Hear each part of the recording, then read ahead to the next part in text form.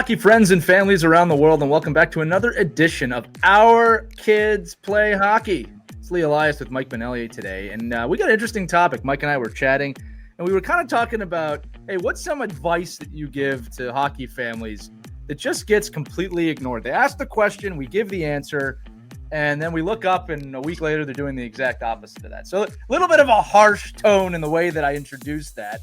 But Mike and I really did want to bring this to the table today because it's a discussion that we have. So today's topic is 3 pieces of advice from a couple youth hockey coaches that often gets ignored. And Mike, we had a fun time building this list. I think we're going to lead into it today, going right into the game here, with a discussion about the multi-sport athlete. And I think we need to preface this a little bit, that we're not saying not to be a multi-sport athlete. We encourage being a multi-sport athlete. In fact, every bit of research out there says that if you want to succeed as an athlete, you need to be a multi-sport athlete.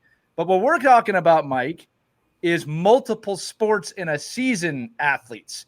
You're playing hockey, you're playing baseball, you're playing track, you're playing tennis, you're playing football, whatever. You're playing multiple sports during a season. And Mike, I lead off with this because I know you and I both agree this is not a good idea. Right. I think when you're talking to youth hockey parents, like when your kids are 6 or 7, it's so easy just to throw them into everything, right? You just throw them into soccer and field hockey and tennis and golf. You try everything. You just throw in everything at the wall, And if you're a hockey family, most likely you're probably in a position where you feel like you have to play hockey year round. Now, I will say that hockey is separate than a lot of sports, like I would say like field sports, right? Because of the skating. So what happens is a lot of people get a little nervous because if they feel like they're not on the ice, that they can't improve hockey skills. So what happens is, I think, in my opinion, or in my experience, people ask me, well, what would you suggest we do, to get better at hockey? And I'm like, well, don't play hockey. And it doesn't mean don't play hockey or play hockey and do skill work and do lacrosse and do baseball and do them all like within 7 nights of each other, back to back and, belly to belly. Just you have to pick and choose the time and the place to do these multiple sports that will help you in hockey. And we've talked on the episode a lot, like it's not all about just being a better hockey player. It's just about being a better athlete. Yeah. But also being more balanced, like having a balanced life. And if that doesn't mean that being a multi-sport athlete means you're playing multiple sports all at the same time. Yeah. It's funny. There's a couple of things you brought up there that's funny. I'll start with what you began with, which is this really ridiculous fear that your kid will somehow lose their talent if they don't stay on the ice. And what I realized, Mike, as I got older is we would definitely lose the talent at our age if we stayed off the ice. As an adult, you do lose things. But when you're, 7, 8, 9, 10, 11, 12, 13, 14, 15, 16, 17, 18, no, you might have a little rust. You might be a little rusty, but you're going to pick it up right away within a week. Right. And there's a difference between losing talent and losing conditioning. Like, so, yes. Yeah. And again, hockey is a different conditioning sport, no doubt, but you're not going to lose talent. Like you're not going to fall behind on your talent side at any level. You're going to timing. That's the reason why people have training camps. It's the reason why you have, your intro, to the pre-tryout camps. If you haven't been on the ice in a couple of weeks, like just there's timing and there's just balance and skating. There's just the being in your equipment is so different than field sports that yes, I do understand that taking time off will affect that, but it affects it for about an hour. Yeah. Like it doesn't really affect it. Yeah. That's the point I'm trying to make is that, first off, the benefits of your child playing a different sport other than hockey will actually help them in hockey. Again, that's one of those ones you don't see it until you do it. But the other thing that you tapped on is that, all for playing multiple sports, right? But you got to take a rest from hockey from time to time. Again, a great example is, and I've said this on the show many times, as of right now, my son and daughter don't play hockey in the spring. And look, our family is not different than the other families. When the season ends, there's a kind of this weird hunger to keep going. And you got to put that at bay and say, no, we're going to take a little bit of time off. And the beauty of taking that time off from hockey is, A, they both play baseball or softball. Different pace, different game, different mindset, different learning. And I'm telling you, for 3 years in a row, especially about now when we're recording this, which is, late April, early May, I start hearing from them, when are we getting on the ice again? There's this rejuvenation of wanting to get out there. Not to mention, their bodies heal and grow in other ways. But to the point of this episode, if they're playing hockey, basketball, track, and are doing 6 seasons at once or 3 seasons at once, I mean, it's crazy to me. All right. And again, you could split this again like we usually do, but below 12 years old and above 12 years old. Because, look, I know a lot of high school kids who play a lot of different sports, but guess what? Those sports also have seasons, right, Mike? They tend not to overlap too much. And again, I just think it's too much. Not to mention, you're going to end up in a position where you're going to have to miss something. You're going to miss something. We should probably add in, too, that this isn't limited to just sports, right? There's other extracurricular activities. I know a lot of kids that do music or they do theater. Or something like that also has a play into this, right? Now, those are a little different. I think you should do those activities, but I agree. And I will say, like, for my own family, like my youngest son does play spring hockey, but it's for a different reason. First of all, he's not into like a highly competitive winter season anyway. Right. So he's more like in a recreational setting, but the spring for him was more social. It was more like getting to know people for next year and getting to know, like, 7th graders and getting to know people he's going to go to school with. And, and he's not overtaxed with other sports. It's pretty much just lacrosse and tennis. So it's like, just other things that are going on where we can weigh that. And it's not like, so there's levels of hockey. There's hockey, which is like a once a week power skating class, or you're doing a checking clinic, or you're learning how to shoot clinic, or you're a goalie and you do a once a week goalie session. And then there's hockey, which is you practice twice a week. You go in a tournament Friday, Saturday, Sunday. So what I'm saying is that's the hockey I'm talking about. Right. Like taking away chances to be on the field and playing lacrosse over making the decision to go to a hockey tournament in another state or country over having your local field time. That's what I'm talking about. Yeah, and I think we should also say here too, as we often have to on the show, we're not coming from a place of judgment here. We're coming from a place of curiosity and the questions that we get, because every family has to make these decisions, and every decision is different. We're just coming from our own experience of, we'll tell people like, hey, don't play 6 seasons at once. Well, I have to do it for this reason. And I think the gauge for me before we move on to the second one, Mike, is that I look at the workload. Right, to your point of, is it hockey or is it like seasonal hockey? I look at the workload. Is your kid doing an exhaustive amount of sports to the point that they're almost groaning when you have to take them somewhere? That's too much, right? And some kids don't. Like some kids are like, it's very easy to manipulate your kids anyway. I get that. Like you could convince your kids that this is the greatest thing they should be doing. Yeah. But I think it's more, if your summer season looks like your winter season, then you are only playing one sport. It's true. What I mean? Like, so if it's intense, and again, and just for new parents out there and people that maybe haven't played a sport and are new to the whole like peaking and competitive piece of it, you always can't be driving for a championship. Like every weekend can't be playing for a championship because it diminishes what playing for. And I know this might be, I guess you could say I'm wrong, but this diminishes what playing for real things is. Like it really diminishes what playing for something bigger really is, when every single weekend is a championship weekend. Well, and I think it's hard to balance that when you want your kids truly, especially when you get older, when you truly want your kids to be ready to play championship hockey at 15, 16, and 17 years old. The highlight of their life can't be a championship at 8. And I think this is where we all have to balance all this piece. Look, this is where I'll throw some weight around a little bit with you, Mike. You and I have both coached at high levels, semi-professional levels, professional levels, collegiate levels. Winning is insanely hard. Insanely hard. In fact, I'll give you all a couple of book recommendations. If you really want a good front row seat to winning at the highest level, read Tim Grover's books, Relentless and Winning.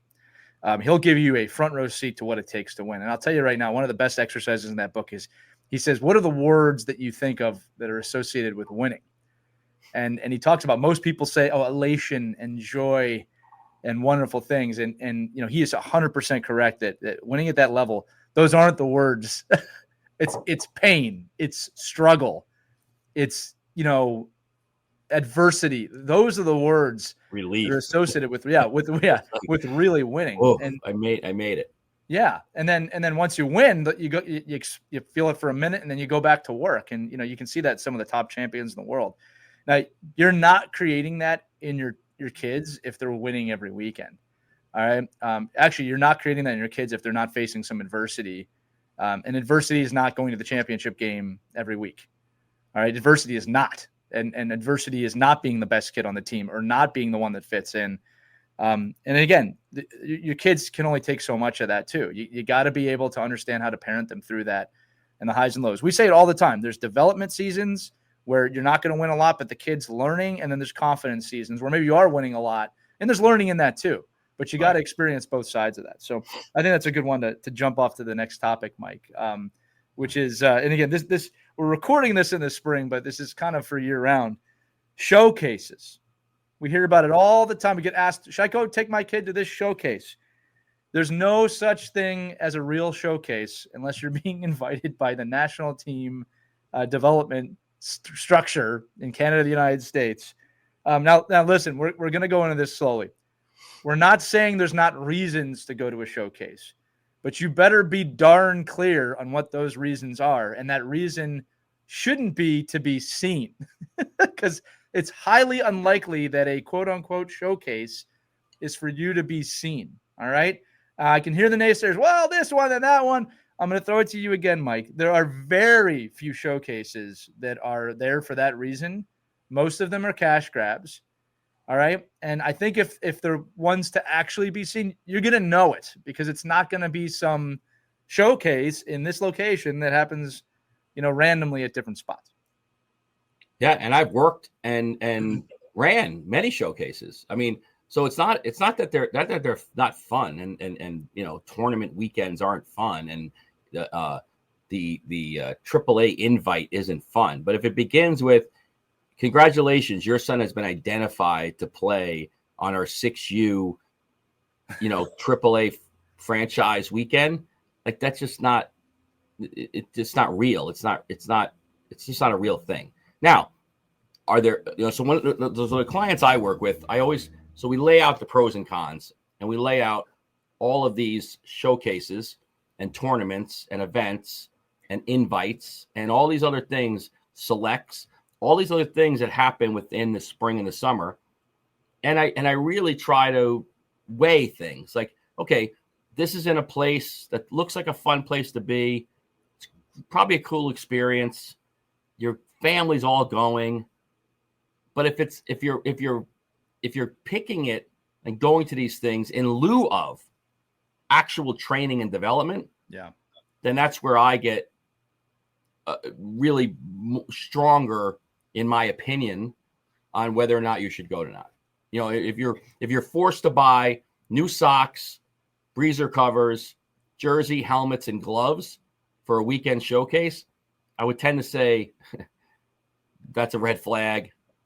Go do it if you want to do it, and if you have the money, do it. But it's not real. Well, let's talk about like a good friend of mine will say, like it's a parental entertainment. Like it's not a real thing. Yeah, this is what I'll say to that. I think it's fair to say, Mike, that probably under the age of 15, these are not real. All right. I think we can draw the line there. Under 15 years old, if you're going to a showcase, it is not a true showcase where you're looking to be recruited because they can't talk to you anyway. Now, above 15, depending on the showcase, there may be some valor there, but there also is a lot of ones that aren't. So what I say is this, if you're going to go to a showcase, and I got to repeat what Mike said, we're not saying not to do it. We're just saying a buyer beware on this one.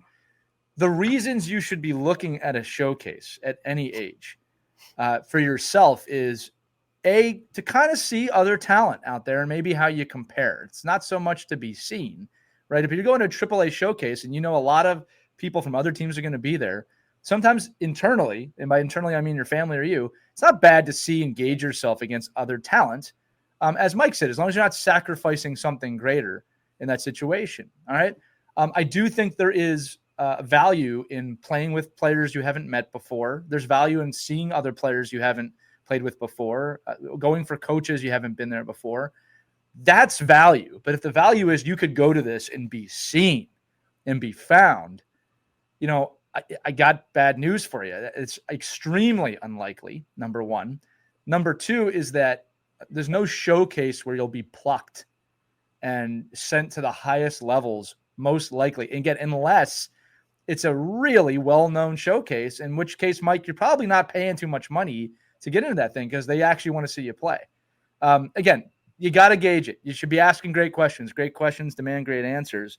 And again, I do think, I'm going to say it again, that there is some value in being around new people and being around new levels and being around new players and coaches and even arenas at some points. But you got to have a grip on that because if you're just going for the showcase aspect of it to be seen or be recruited, Mike, I'm trying to think of my career as a coach. I think there's only been one time at a showcase I plucked a kid. And it was for a collegiate showcase. Like it was for college coaches to see you. We made that very clear. Only one kid I can think of I've ever took at one of those. Yeah, if you're going to Voorhees, New Jersey for the ACHA Division II showcase, that's a real showcase. Like that's a real thing, right? And that's kind of what it was, right? If you're going to something that somebody's running, whether it's a money grab or not, and you're the chances of you getting a look where you didn't get a look for the last 5 years, and you think, I'm going to have one hell of a weekend, like I'm going to show myself, then go. But if you're 6 and the funny thing is, you talk about like meeting new people. It's all the same people. Like when you go to these things, they're all the same people. So they're like, you're like, hey, oh, so and so's here again. Oh, so and so's this tournament. So and so flew out here. It's all the same kids in these pods. So we're frankly, we're probably not even talking to these people. Like the people that I'm talking about aren't on this show. They're not listening to the show. Like they're but we're influencing people that may be that way. So that's good. Right. And the thing is, what I'm saying is, I'm not even poo-pooing the idea of it. I'm saying, I'm saying when you come to me, and we're coming from a perspective of what advice do I give? So that means somebody came to me and said, okay, Mike, 40 years of doing this, every level of coaching, developed or worked with thousands and thousands of kids. What would your advice be on this subject? I would say, don't go and use it in a different, do that time. If you do have the time and you have the money and you have the resources, if your ultimate goal is to get to the highest level, this is not the way to do it. You can do it. If you want to do it, go ahead and do it. I'm just saying, this is not the way to do it. If your ultimate goal is what you're telling me it is, then this is not the way to do it. So again, buy the jersey, get the tournament t-shirt, book the flight, get the hotel, spend the money if you have the time. If your kid's that gifted and he's so much better than everyone else anyway, and he's not getting better by doing anything else, development, do it more and more and more. But for the rest of us, it's just a matter of weighing what ultimately will work and what really doesn't matter. Well, and I think I can cap this one off, Mike, and you tell me if you disagree, but there's a very, very good chance that the superstars that you're alluding to are putting in the development work and are putting in the time away from the rink to develop their games as well. I mean, and I don't like to sugarcoat that. There's very few kids that I have met that are insanely talented that are making it that aren't also putting in the time away from the rink. Well, that's the whole argument, right, with USA Hockey is that the fact that some of those kids do look super talented. When you look at a 6 and 7-year-old, they're just better. They're talented. Like they're talented as much as a 6-year-old can look. But that all catches up. Like if they're not putting in the work, that natural talent, that natural drive, that natural, I work with some, I want to say real, and it's hard to even say it, right? But I work with kids that like that are 9 and 10 years old that are the best kids that I've ever seen. Right. I gotta look at them like, these kids are so good. Like they're so athletic and they're so competitive and they're driven. Like these are little boys that are men. Like they play and compete like men. But what's the building block that they're going to get to help them ultimately in the end? And it's not what they look like now. It's not like what they look like when they're 9. And I think that's our job. Like I feel like that's my job is to, create an atmosphere of fun and passion and development, even if you're the best kid. And by far, we're looking at all these kids. I'm looking at all these kids like you are clearly all the best kids in your age group. But what are you going to do to be the best kid in your age group when it matters? Right. Well, and again, that's where we all get disillusioned. Then we see all the same kids are like, oh, my kid made that team at 6. He's going to the show. Like, he's in. And you know what? The crazy thing is, like, in hockey, it's a little different. Like, he has a really good chance. But out of the 400 that tried out for that position, he's the one. Well, I got to say this too. I was just talking with another youth coach the other day about similarly what we're talking about, this really talented kids that we have at 10U or 12U. And we just kind of said that, and not in a judgy way. This is just a very matter of fact statement that when you get to 14U and the hitting comes in and the competitive contact comes in, and your life at 14 years old as a boy or a girl is going all sorts of directions, that can completely change a trajectory, good or bad, depending on the kid, right? When I've always said this, if you haven't been hit square in the chest and knocked down, it'll change your life one way or the other. You're going to make a decision after that of, I don't like this, or I do like this. All right. And again, every kid is different. Some kids really rise up to that. Some kids don't. And neither one of them is right or wrong. No, some parents look at you and they're like, Mike, I have no idea where this kid gets it. He is just like, this kid gets up in the morning. He wants to work out. He goes to bed at night. He's sleeping with his stick. Yeah. I think that's I think that's so fun. I think it's great. But is great. Yeah. The reality is, think about the long term of what you want to do with your kid. And again, we'll talk about this a little bit, I guess, later. But if you're in an environment of other kids that want to get better too, you could be a great influencer in that as well. So be aware of that piece too. What your role is as a great player at a certain age influences other great players around you. And I think that's an obligation too. Yeah, 100%. And look, just closing this out, we always like to say it that, if your kid is that motivated kid waking up and sleeping with the stick, and it's great. And if your kid's not, that's also great. Okay. Like, it's not something you can directly, create in your kid. You can cultivate it a bit. You can mentor your children. Obviously, it's our jobs. But if they're not ultra, alpha competitive at 9, that's okay. I mean, it comes in when it comes in. All right. That shows up when it shows up. And you got to lose the fear of what if they don't get that till they're 16. We all grow up at different rates. Okay. Again, we had Chris Terrian on the show, former NHLer. He didn't play his entire 15th year. He didn't play, and he made the NHL for a full career. So you just never know when it's going to happen. But you did allude to it, Mike. This brings us to our final of the 3 pieces of advice from youth hockey coaches that get ignored. This one's a little broad, but I'm gonna call it mind over matter. Mind over matter. Now, what are we talking about?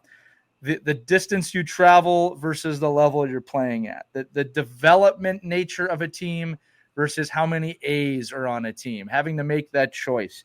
Off-ice training versus on-ice training. We've put all of these together because I know these are probably the most common ones that we get, Mike, of, which team should I play for? Or why didn't I make this team? Or, well, if I drive 2.5 hours to practice 3 times a week, which I know people that do that. For younger hockey parents, I know people that travel from different states and will drive 2 hours to practice and games for their kid to play there. Which we're not saying is right or wrong. We know people that do it, but it's the questions we get. So why don't we start with distance over level, Mike? You could play on a AA tier 2 team 10 minutes from your house, or you could play on this AAA elite team an hour and a half from your house. Mike, which team do I play for? I think you do have to do a mental checkbox, and I do think this depends on what region you live in too. Depending on where you are in the United States or Canada, you have to make tough choices. But anything let's just call this under 12. Let's just say you're 12 years old or younger. There really is no evidence, and there's no a piece of development that I've seen. Now, again, you can take what it is. That you driving for an hour and a half to go play on a team of better players is necessarily going to make you better. You may end up being better anyway. Like I think what's so hard for people to see is the kids that do that end up going to the highest teams. But nobody's saying, well, what about the kids that didn't do it that end up on that same team? Right. Right. So you don't, and I guess my argument when I sit down with people and they ask me, Mike, what's your advice on I'm 15 minutes from a rink with an okay team. My son's 7, and or I was invited to an all-star team that's a good, and everybody said it's like anything else, right? So when you give your height, in college, your height and weight, you always elevate it a little bit, right? So people in travel hockey say it's only an hour and 15 minutes. Well, is it really only an hour and 15 minutes, or is it, if you get stuck on the bridge for 20 minutes, do you add that to, like, is it the Google commute, or is it the actual commute? Like, is it just what the map says it should be, or is it so anytime you're driving over, and I use the term a lot at youth hockey, no bridges, no tunnels, no tolls. So if you can avoid those things, you're in a great place. But once you start adding those pieces to your commute, now you have to weigh, does that override the amount of ice I'm missing, the amount of family time I'm missing, and as your kid get older, the amount of schoolwork you're missing? I can't tell you how many freshmen and sophomores I work with that can't understand why their academics are slipping when they drive 2 hours to go to practice and they get home at midnight and get up at 6 to go to school. I'm like, it takes a rocket scientist to figure that out.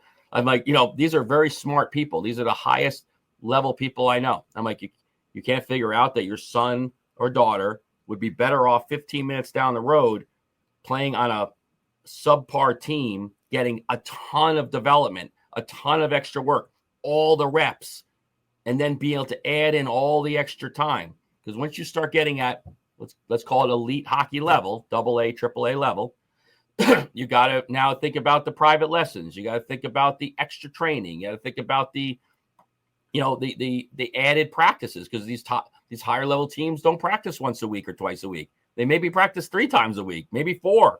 So now you got to figure out, well, how am I going to do that?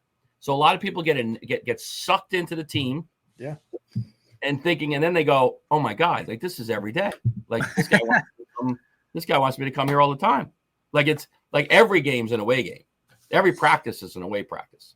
And I think that's, to me, nobody can convince me it's worth it. Now, you could tell me that, the coaching is so much better.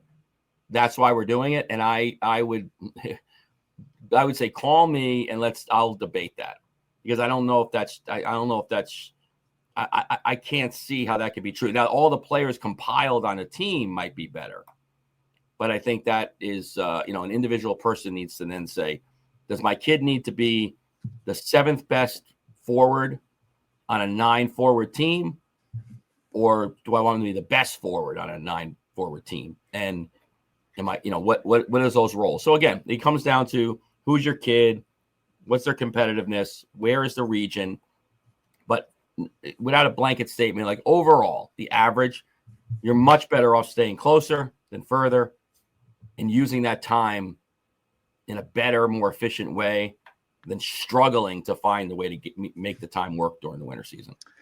Yeah. And Mike, I think what I'll add on to that is this, when you look at the travel aspect of this, I just did a little math here. So I don't think 45 minutes is crazy in youth hockey to travel to a rink, at least on the East Coast in our area. I don't think that's crazy. All right. I think when you get up to an hour and a half travel, that starts to get crazy. And I don't want to go over that right now. I know people who travel 2 hours, but I just did some math on, a 90-minute drive twice a week. Right. And let's just say the season's 20 weeks. And I know it's longer than that, but you're already up to 120 hours in the car, right? Which is 5 days. All right. Like 5 full days. Some people would quit their job if they had to do that. Well, here's the thing too. I look at I don't want to say you're losing that time, because it is quality time with your kids if they're talking to you and things like that. Maybe you're reading, but most of the time I don't think that's what's happening. And it's like, what could you do with 120 extra hours a season, or cut in half, 60 hours?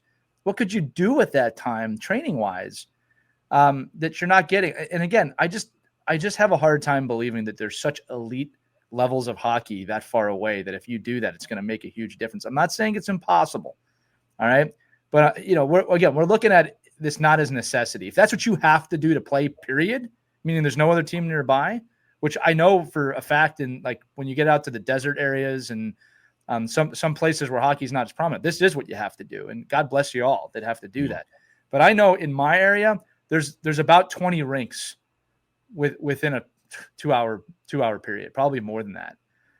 So you have your choice, and you don't have to go crazy. Yeah, and I get totally that there's other circumstances. There, like my example, I think was a pretty good one. Like my son we were 45 minutes away for 3 years, but because I was able to coach because I couldn't afford the program if I wasn't coaching, and B, it was with a bunch of college guys that I had played with. So to me, it was almost as social as it was competitive. Like it wasn't for a competitive balance. It wasn't like, oh my God, I got to go to this team. It was definitely more social and work related than it was like athletic related. Yeah. Almost mental health. And I do understand it though. You know, it's funny. I did a survey with a couple of kids this weekend, not a couple, a lot. And we did a parent kid game. And one of the questions that came up was our what's our most listened to podcast? And it turns out it was like, the car is not for coaching. And then I started thinking about like this episode here, where we're talking about, that quality time. Every girl in the group, everyone said they'd much rather put their headphones on and listen to the music than ever talk to mom and dad. Like, oh my God, it's the worst. Like I would never do that. And then one girl's like, I'm gonna send that episode to my parents. Like, and I was laughing, going, because again, I'm all for quality time in the car, but there's a lot more quality time that you can have for that 120 hours than in a car, like looking back at your kid. But also from an economic and a development perspective, as your kid gets older, the fact is, if you want them to get better, they need to sleep more. They need to eat better. They need to have a better schedule. And a social life too. How about that? Have more success. So ultimately, if you want to keep them, you got to do something different early on and set them up for a different path. So you got to travel. But if you don't have to travel, you don't have to do it. Well, and let's kind of end this part of this section on that too, is that your kid's age matters in this one. You just don't need to do this when your kid's 8, 9, 10 years old. You just don't. Like, especially if there's a local team. Again, barring certain circumstances, like you make a good point, certain circumstances, Mike, that, if you're really not fitting in with your team or you really need a fresh place to go, I do understand that, believe it or not. But if you're purely going for just the level, just have this conversation at home, right? Like, the best example I have, and we'll move on. We had a kid at 12U here in our Tier 2 organization last year, really talented, got chosen for Pee Wee Quebec, which is kind of almost unheard of that a Tier 2 player, but he went to the evaluation, wasn't a showcase. He got selected, and he was one of the best players on the team. And now in his first year of 14U, he's playing Tier 1. He was clearly ready for that level. But this is a kid who played Tier 2, played at his local club. And it's funny when I talk to his parents, it's like, well, we had no choice now. He's really excelling at the game. We had to move him up to the next level. To me, that's a great conversation, right? It wasn't, he's been at this level. I see these Tier 1 kids at 8, 9 years old, and parents who are doing this. I'm not crapping on that. I don't want you to take that. But I think there's this expectation if I play Tier 1 AAA at 8, I'm set. I'm set with the program forever. You're not. You're not set. I guarantee you. This is not a guess. If your kid's 16 and a better 16-year-old kid comes along, they will take that kid over your kid.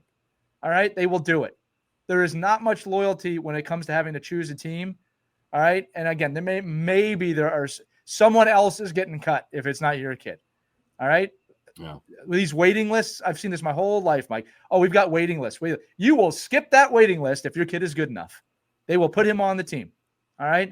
You better be realistic about that. All right. So again, if you can afford Tier 1 at 8 and you're close and you love it and your kid loves it, do it. Great. But don't have this expectation that when they're 18, they're still going to be there. They have to earn that. Okay. They have to earn that.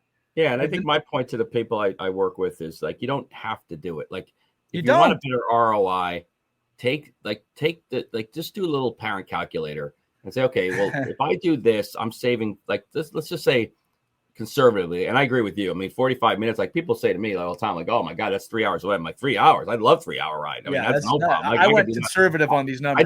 I did that in a day. I said, Look, 3 hours is like the real number, Mike, is probably closer to 300 hours a year, not 100. Yeah, I mean, a 3 hour road trip, I'm like, oh, I could do that in my sleep. But I think it's I think at the end of the day, though, when you have people sitting here saying, well, I want to know why, I got to do this, this, and this. I said, yeah, well, stay home, find a local coach, take that $5,000 and reinvest it into different things that make your kid better, whether it's off ice training, on ice training, or another activity, completely different activity, something that enhances their life, that makes them a better athlete and a person. Yeah. Dude. In the long run, going to pay off, but it really is hard. I get it. It's so hard for parents to look outside of, is it power skating and is it shooting? Like, other than that, I don't care. I'm like, well, it's everything. It's more. It's so much more than that. And I think when people get it, and they ones that get it and do it, like sometimes, I laugh a lot of stuff I do. Like, people don't talk about what I do, and I wish they would. I'm like, well, I wish you'd promote this. I'm like, well, why would I? And they're like, well, why would I promote it? Like, that's something good for my, like, so it's the same thing. They hold it close to the chest. It's working for the parent. They're like, I'm not telling anyone else. This is my little that's why we made the podcast, Mike. Like I like this. This is my little secret here, right? So it's working for me. But so it's one of those things where, like, the parents that are doing it, you might not even know they're doing it because they're not promoting that they're doing it with their kid. I'll say a couple of things. I'm speaking directly as a coach right now. All right. If you really want your kid to stand out, and they have good talent, let's just say they have the appropriate amount of talent in hockey already, get them working on their hockey IQ. And I'm also going to say, in the same breath, good luck with that. Okay? Because it's going to take a real special kid that wants to sit down and look at the chessboard of hockey at 10 years old. I'm not saying it's not possible, and I am suggesting that you introduce your kids to that aspect of the game, and there are methods to do that. But you really want your kid to stand out? Hockey IQ is by far the most lacking thing in the game right now, by far, all the way up to the NHL. You're not taking my word for that. NHL coaches have been saying that. That is the skill set right now that will set your kid apart from the rest. Because I'll tell you what, if you're an adequate skater and an adequate hockey player and you know where to be in a system, coaches will love that. They will love that right now. Doesn't mean you can ignore the other stuff. So with that time, you could be investing in that. With that said, I also have to bring this up. You want to know when burnout starts in hockey? It happens when they're 15. It starts when they're 8 or 9 or 10. Okay, and what ends up happening, parents, is a kind of a common story now is the kid is so into the game at 8, 9, 10, and you're into it too because you love your kids. And then puberty hits, and maybe they're waning a little bit. Now you're on them because you invested all this money and all this time, and you want them to keep going. And then by the time they're 15, they don't want to do it anymore. All right. And it's one of those things, parents, where you almost won't see it coming. All right. It's like nobody expects it to be my kid. They'll be 15, 16. I don't want to play anymore. I want to go out. I want to be with my friends. I want to do something else.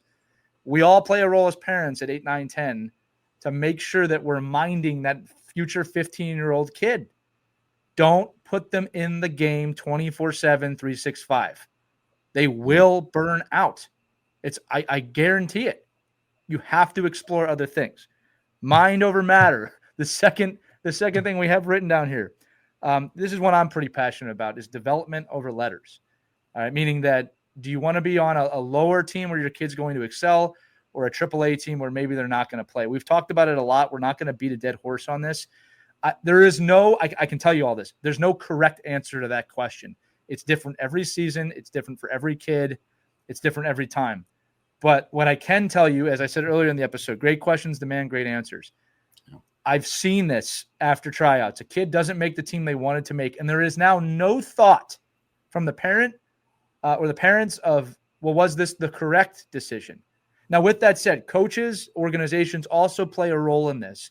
You should explain. I don't like when teams don't do this, Mike.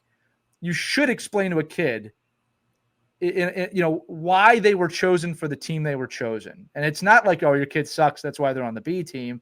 It's, here's what we saw, or here's what we didn't see, here's what we want them to work on. You do need to provide a path for these kids if they didn't make the team that they want to make. I think you got to provide it even if they make the team they want to make. But, I think sometimes I think of these kids that maybe didn't make the team they want to make. And I hear a lot of excuses from people about why they should be on the other team. And I don't hear any accountability of, well, your kid needs to lose 15 pounds and that's why they're not on this team. Or, your kid didn't have the best season. And, it's tough. You know what I mean? And we think they're going to develop more on this team. They could have gone either way. That's a tough position for evaluators to be in too. This is also, Mike, just you'll laugh at this, why I have zero to do with evaluations in any of the youth hockey organizations that I coach in or my kids play in. I refuse to be part of that process. Right now, I'll always tell a parent what I think if they ask me, but I do not get involved in the evaluation process. Even, and this is also why I don't head coach youth hockey right now. Now, obviously, at the higher levels I coach at, I'm heavily involved in that because I have to be. But just something to think about, parents. What I want you to take away from this part of this section is just take a step back and really look at your kids' development.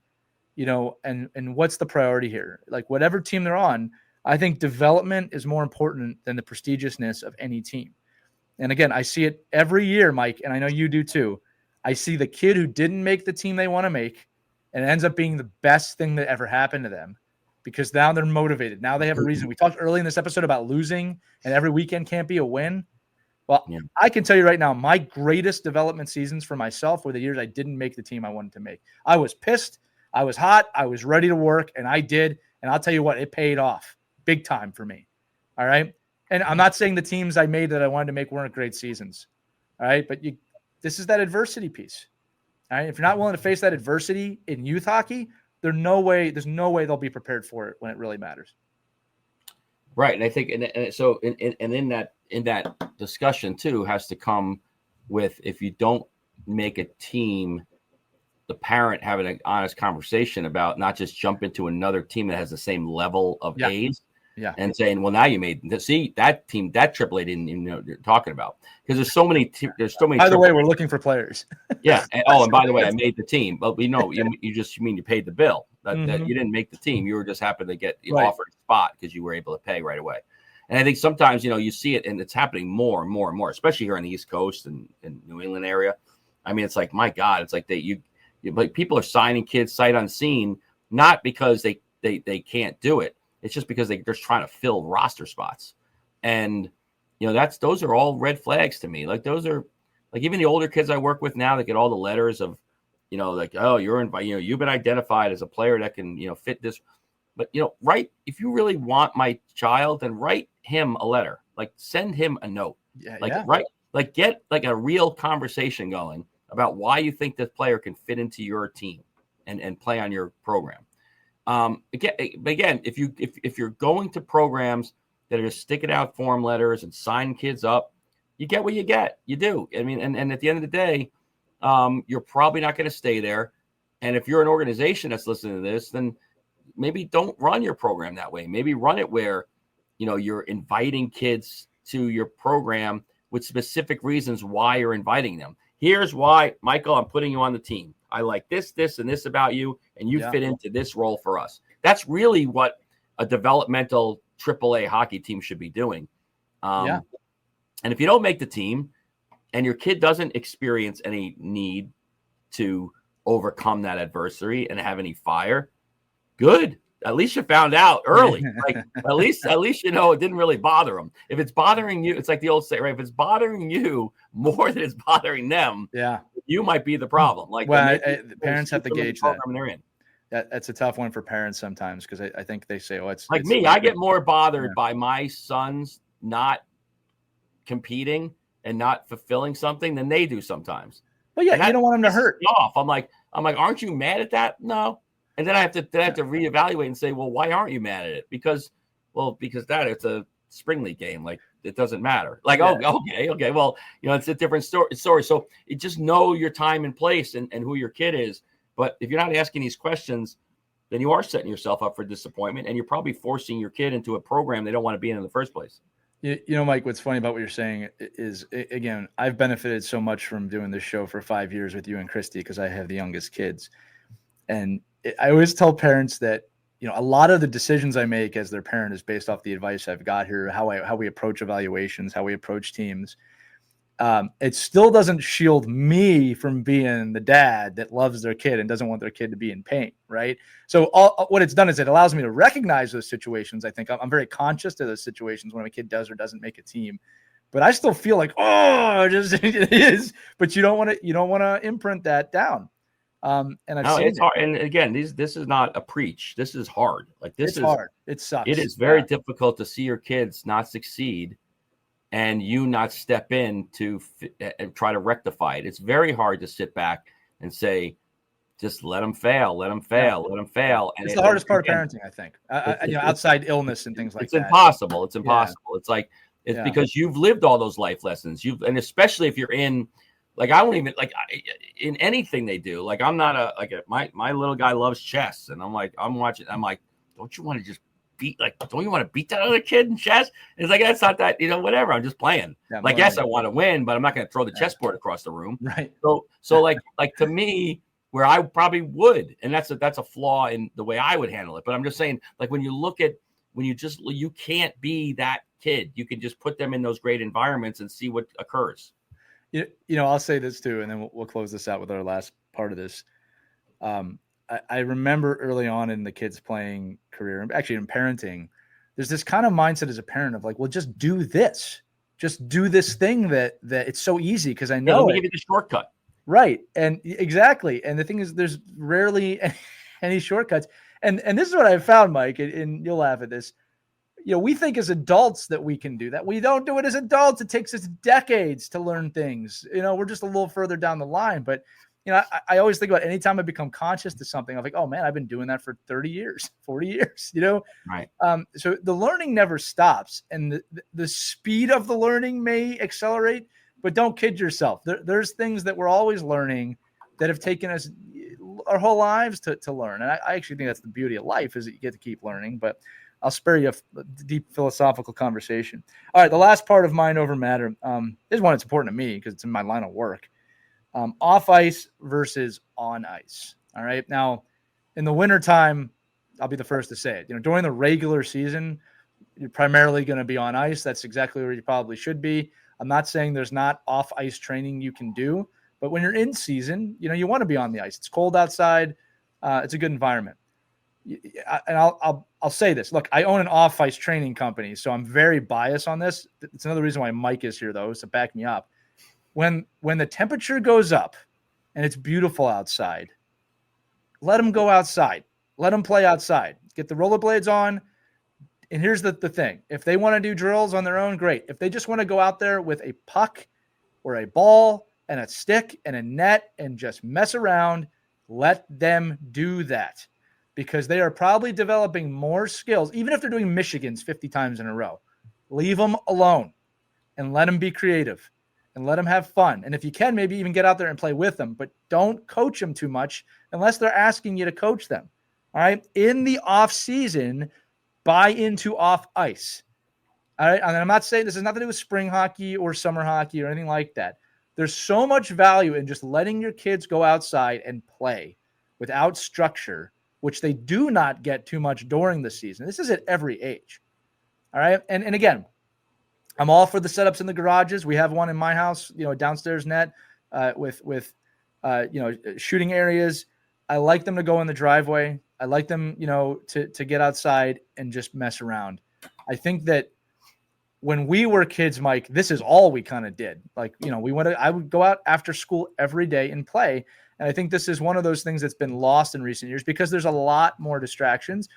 And I'm not against video games, but kids will play Fortnite for 5 or 6 hours a night. I think that's a mistake to let them do it that long. All right. Let them get outside. Let them train off ice. I can also say to you, Mike, we're living in a time, this is not just my company.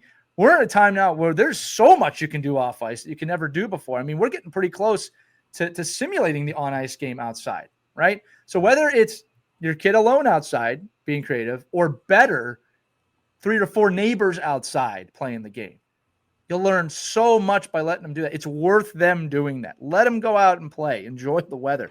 Last thing, Mike, it's also very rejuvenating for the kids. All right. Think about you as an adult when the springtime comes around. You can go outside, what that does for your psyche. All right. The kids feel that too. Let them just get outside and have fun. But if you want to train off the ice, there's so many tools to do that. I know a few, but let them get outside and enjoy it. Yeah, it's really such a stain on our sport society right now that, you know, parents don't have their kids, and it's not even on purpose. It's just kids just don't go out and play together. Like they don't rally around the park and come up with games. Like it's all like we all feel like we got to structure these things, or hide the fact that my kid's doing a private lesson somewhere and he doesn't have time to play with your kid outside because he's doing real training. Like he's really trying to develop his game. Right. And I think that's like, for me, you know, having an opportunity to watch kids go out and explore. And again, again, it's not a knock on video games. It's just easier to do it. It's like at one point when I was a kid, I got so bored out of my mind. I went outside and did whatever, you know, had to go shoot pucks or played street hockey or made believe you're in the Stanley Cup final. Like now you actually can be in the Stanley Cup final. Like you could be on a video game in the Stanley Cup final, like with your face in it. Like you could be in it. Like, so it makes it hard. It's definitely harder.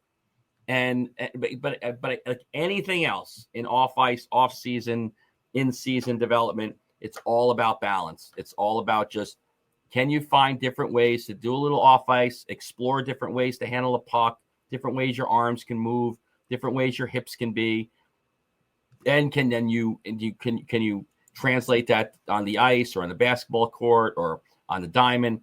All those, that's where the great athletes really become greater. And when you really look at the best athletes in the world, you mentioned this a little bit earlier in the episode, like they are doing those things. They're doing they don't do flow, like they do simple catch, turn, pivot, shoot, catch, turn, pivot, pass. Like like I call it deliberate training. Very deliberate things you can do to improve your game. Any kid can do that with nothing but a couple of training aids. Yeah. Again, and I know there's people that don't like block drills and don't like training aids. It takes away creativity. I tend to disagree with that. I completely disagree with that. I think it encourages creativity. I think it puts kids into a mindset that they're gonna beat something so that they can then have a victory. Well, I think it creates more creativity, but there is a level where then you have to evolve it. Like, so you evolve it from being able to do the skill and the drill to then perform it in a constraint-based environment. And then can you do it in a live environment? And I think those are all parts of the building blocks of getting better. But the more you can get your kids to, you know, have all that stuff laying around outside and hopefully they go out and use it, the better. And if they can pick it up on their own, even much, much better. Yeah, Mike, I'll even take it a step further. So I would completely disagree with the statement that training aids hurt your player. I think what hurts them is if you structure the training aid for them of, this is what I want you to do. Like, you got to let them have that training aid and be creative with it. Also, I was just talking to a pretty high level player the other day about a repetitive kind of motion that I want them to work on for their game. Like, this goes up to the top levels. But here's the thing, Mike, I'm going to bring this down for the young parents and the young players, but you could do this at 15, 16 too, if you're able. Just, you don't even need a net. You just need a place to score, and putting the ball down on the ground and saying one-on-one, go. You'll learn more in that one-on-one game than a lot of repetitive drills. Even if it's just a dad or a mom saying to their kid, hey, get around me and get to the net. I'm going to defend you. Right? Let me tell you something. By far, the most frustrating thing I am seeing right now at 12 years and younger, and I'm talking, this is like a problem, is offensive players getting over the blue line and going directly at the D with the puck in front of them, trying to score. Like, they have to deke out the D to score. It is not only one of the lowest IQ things I've ever seen in hockey, but we can't figure it out. Our best guess is they're seeing highlights of guys deke and go around people, and they think that's the game. When in truth is, if you have the speed, you can just go around them. And if you can't get around them, you can create a play with a teammate. It's a problem, right? And so one of the things I do with my kids is, hey, here's a ball, get around me. They start to learn really quick. They can't come right at me with the ball. I'm going to get it, right? And if you try and deke through me, I'm going to get it. Right, or you're going to lay on your ass.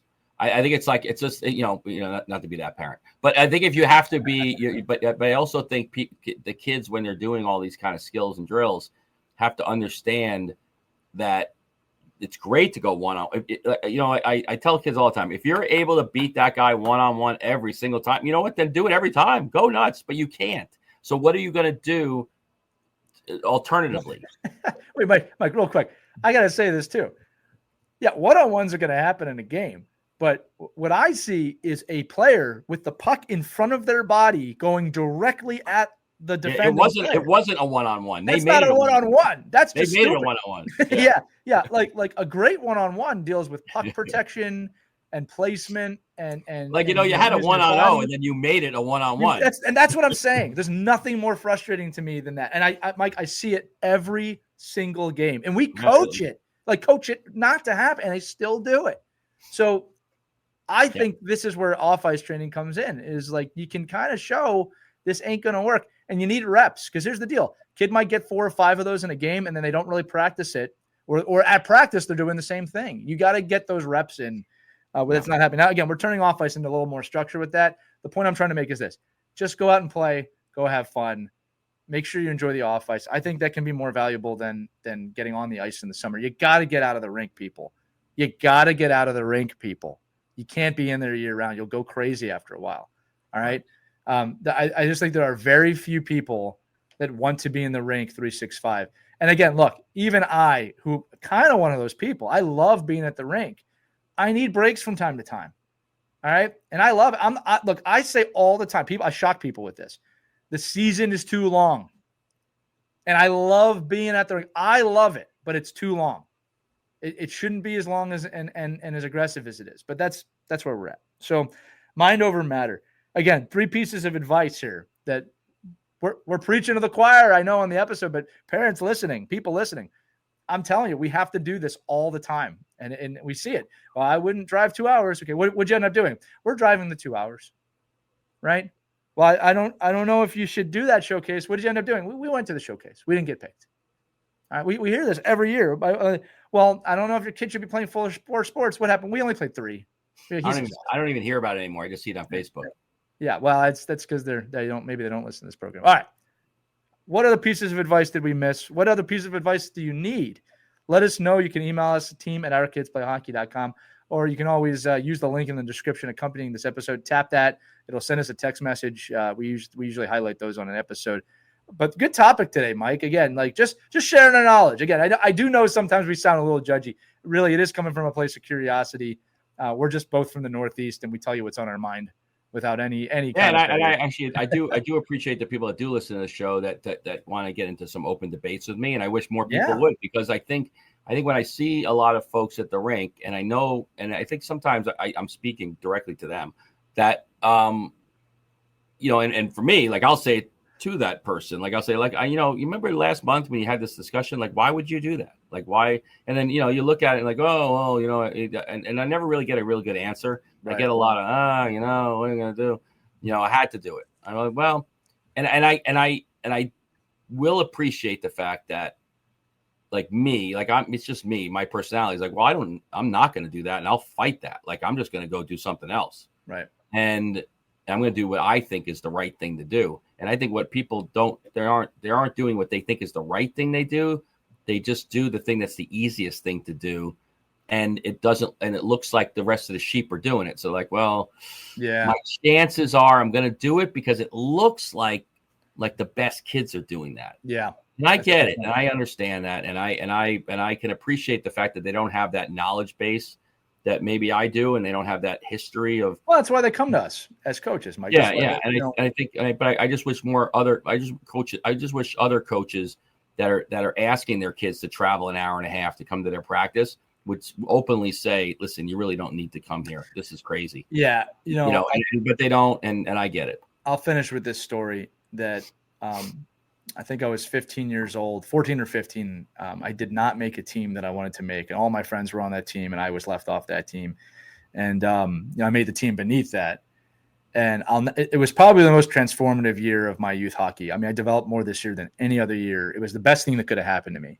And I'll tell you right now that the head coach of that team that I made, who didn't know me, went out of his way to call me and talk to me and explain to me, what his expectations were. He acknowledged and he was empathetic to, like, I know you're hurting. I know you wanted to be on that team, but this is what we're going to do. And I'll tell you what, Mike, he didn't promise me the world.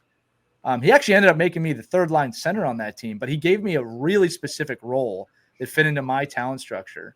And I remember I thinking, like, I don't want to be a third liner on this team, but we won a championship together. And I had a very, again, youth hockey. It wasn't like I was a bruiser or anything like that, but, I understood my role. He put an A on my chest, and he really, I think I've said this before, he sat me down before every practice for 45 minutes, went over X's and O's with me, taught me everything. It's the best thing that could have happened. You just never know where the journey is going to take you, ever, right? I'm so thankful for that failure in my life at this point, if you can even call it that. All right. It wasn't even my choice. I'm not sure I failed there. All right. That's going to do it for this episode. Just to echo what Mike said, we're the hosts of the show along with Christy. It's your show, right? If you have topics you want us to talk about, again, team@ourkidsplayhockey.com, email us. This show's all about the discussions that were not happening in youth hockey. And after 5 years and the massive audience that this show has created, which we're all humbled by and thankful for, we want to make sure that you're still involved in making this show the best it can be. But that's going to do it for this episode of Our Kids Play Hockey. For Mike Benelli, I'm Lee Elias. We'll see you on the next episode, everybody. Skate on, have fun, and enjoy any time you have away from the rink and in the rink as well. Take care. We hope you enjoyed this edition of Our Kids Play Hockey. Make sure to like and subscribe right now if you found value wherever you're listening, whether it's a podcast network, a social media network, or our website, ourkidsplayhockey.com. Also, make sure to check out our children's book, When Hockey Stops, at whenhockeystops.com. It's a book that helps children deal with adversity in the game and in life. We're very proud of it. But thanks so much for listening to this edition of Our Kids Play Hockey, and we'll see you on the next episode.